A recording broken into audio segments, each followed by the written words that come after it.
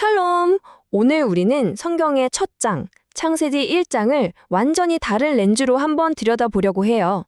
만약 이 이야기가 저 멀리 우주에 대한 이야기가 아니라 바로 우리 각자의 내면에서 벌어지는 영적 여정에 대한 이야기라면 어떨까요? 보통은 다들 그렇게 생각하죠. 그런데 혹시 이게 다가 아니라면 어떨까요? 우리가 늘 당연하게 여겼던 그 생각에 도전하면서 창세기 1장 안에 숨겨진 더 깊은 뜻이 무엇인지 함께 파헤쳐 보겠습니다. 자, 그럼 오늘 우리가 어떤 순서로 이 흥미로운 이야기를 풀어갈지 한번 볼까요? 먼저 성경의 가장 첫 단어, 베르슈트의 진짜 의미부터 시작해서요. 첫 아담과 둘째 아담이라는 개념을 살펴보고 마지막에는 성경 전체를 꿰뚫는 거대한 패턴까지 함께 따라가 오시죠. 자, 그럼 첫 번째 섹션부터 시작해 볼까요? 이 모든 새로운 해석의 열쇠가 정말 놀랍게도 바로 성경의 가장 첫 단어, 베르슈트 안에 숨어 있다는 겁니다. 자, 화면을 한번 보세요. 우리가 보통 태초에라고 번역하는 이 히브리어 베레시트를 가만히 뜯어보면요. 사실 두 부분으로 나눌 수가 있어요. 베는 뭐뭐 안에서라는 뜻이고 레슈트는 시작 또는 머리를 의미하거든요. 그러니까 시간의 시작이 아니라 머리 안에서라는 완전히 새로운 의미가 열리는 거죠. 이거 정말 놀랍지 않나요? 그렇다면 핵심은 바로 이겁니다. 창세기 1장은 저 멀리 우주가 어떻게 만들어졌는지에 대한 과학 교과서가 아니라는 거예요. 이건 오히려 성경 전체를 꿰뚫는 하나의 거대한 주제, 바로 한 사람의 내면에서 벌어지는 영적인 창조, 그 변화의 과정을 상징적으로 보여주는 일종의 청사진과도 같은 거죠. 자, 그럼 이제 두 번째 섹션으로 넘어가 볼게요. 여기서는 창세기에 나오는 그 땅 있잖아요. 그게 사실은 실제 흙으로 된 땅이 아니라 영적으로 깨어나기 전 우리 인간의 상태를 가리키는 일종의 비유라는 개념을 살펴볼 겁니다. 이 성경 구절이 이걸 아주 명확하게 보여주는데요.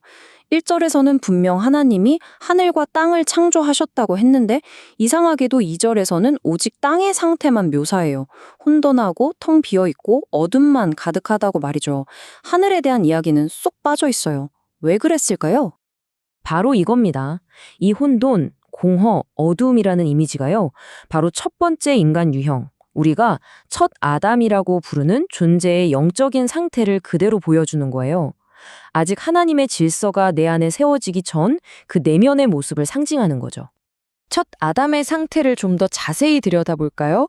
그는 땅의 흙으로 만들어진 말 그대로 살아있는 혼이었어요. 그런데 진짜 문제는 그의 머리, 그러니까 그의 생각과 의식을 지배하는 게 뭐였냐는 거죠. 안타깝게도 그 머리는 하나님의 형상이 아니라 뱀이 심어준 선악을 아는 지식으로 가득 차 버렸던 겁니다. 바로 여기서부터 우리 안에 모든 영적 혼돈이 시작되는 거예요. 자, 그렇다면 이 혼돈으로 가득 찬 내면을 어떻게 해결할 수 있을까요? 바로 세 번째 섹션에서 그 해답을 찾아보겠습니다. 이 모든 걸 뒤바꿀 열쇠, 바로 둘째 아담에 대해서 말이죠. 자, 이 표를 보시면 두 아담의 차이가 한눈에 들어오죠.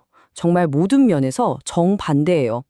첫 아담의 머리가 뱀의 형상과 그 지식으로 혼돈과 공허를 만들어냈다면 성경이 말하는 둘째 아담, 즉 그리스도는 완전히 새로운 그림을 제시합니다.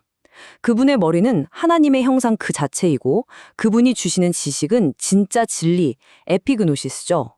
그 결과는 뭘까요? 네, 바로 새로운 창조입니다. 완전히 다른 세상이 열리는 거예요. 이 내면의 재창조 과정은 아주 명확한 단계를 거치게 됩니다. 먼저 둘째 아담이 우리 안에 오십니다. 그리고 그분이 주시는 기름 부음, 즉 크리스마를 통해 우리가 진짜 진리를 알게 되죠. 그러나 자연스럽게 우리를 지배하던 낡은 뱀의 형상은 힘을 잃고 제거돼요. 그리고 마침내 그 빈자리에 하나님의 형상을 따르는 새로운 머리, 즉 새로운 생각과 통치의 원리가 딱 세워지는 겁니다. 자, 이제 거의 다 왔습니다. 마지막으로 시야를 확 넓혀서 지금까지 이야기한 것들이 단순히 창세기 1장에만 해당하는 국소적인 해석이 아니라는 걸 한번 확인해 볼게요. 이건 성경 전체를 관통하는 아주 거대한 패턴이거든요. 그러니까 창세기에서 시작된 이 머리 안에서의 창조라는 개념은요, 성경을 읽다 보면 계속해서 등장하는 물이나 산 같은 핵심 상징들을 통해서 성경의 첫 장부터 마지막 장까지 아주 일관되게 반복해서 나타나요.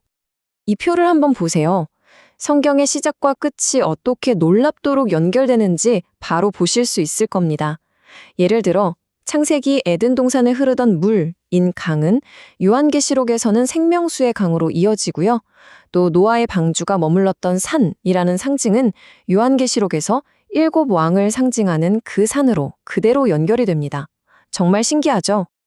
여기서 산이 도대체 뭘 상징하는지 좀 더 명확하게 짚고 넘어갈 필요가 있겠네요. 성경에서 산은요, 종종 머리 또는 어떤 권력의 중심을 의미해요. 다시 말해서 우리 마음속에서 왕노릇을 하던 옛 죄의 습관들, 욕망들, 바로 그런 낡은 통치 구조들을 상징하는 겁니다. 우리가 반드시 넘어서야 할 대상인 거죠. 자, 그럼 이제 흩어져 있던 모든 조각들을 하나로 맞춰서 이 거대한 그림을 완성해 보겠습니다. 모든 창조는 머리 안에서, 즉 베레슈트에서 시작됩니다. 그 출발점은 첫 아담이 가진 내면의 혼돈 상태고요. 하지만 둘째 아담이 가져오는 새로운 질서로 이 혼돈은 완전히 변화될 수 있습니다. 그리고 이 모든 여정의 궁극적인 목표는 뭘까요? 바로 우리가 하나님의 형상으로 온전히 변화되는 것. 신학적인 용어로는 테오시스, 즉 신성한 합일에 이르는 겁니다. 우리가 너무나 잘 아는 요한복음 1장 1절 말씀도 오늘 우리가 나눈 관점으로 보면 아주 새롭게 다가옵니다. 태초에 계셨던 그 말씀이 그냥 완성된 형태로 저 멀리 있는 게 아니라 어쩌면 우리 각자의 머리, 즉 우리의 생각과 의식 속에 하나의 씨앗처럼 심겨져서 우리 안에서 자라나고 완성되기를 기다리고 있는 건 아닐까요? 네, 오늘 우리는 창세기 1장을 통해서 한 사람의 내면에서 펼쳐지는 거대한 영적 창조의 서사를 함께 따라가 봤습니다. 그럼 이제 마지막으로 이 질문을 여러분 자신에게 한번 던져보셨으면 좋겠습니다. 지금 이 순간 당신의 머리 안에서는 과연 어떤 창조가 일어나고 있나요? 여전히 혼돈이 지배하고 있나요? 아니면 새로운 질서가, 새로운 창조가 시작되고 있나요?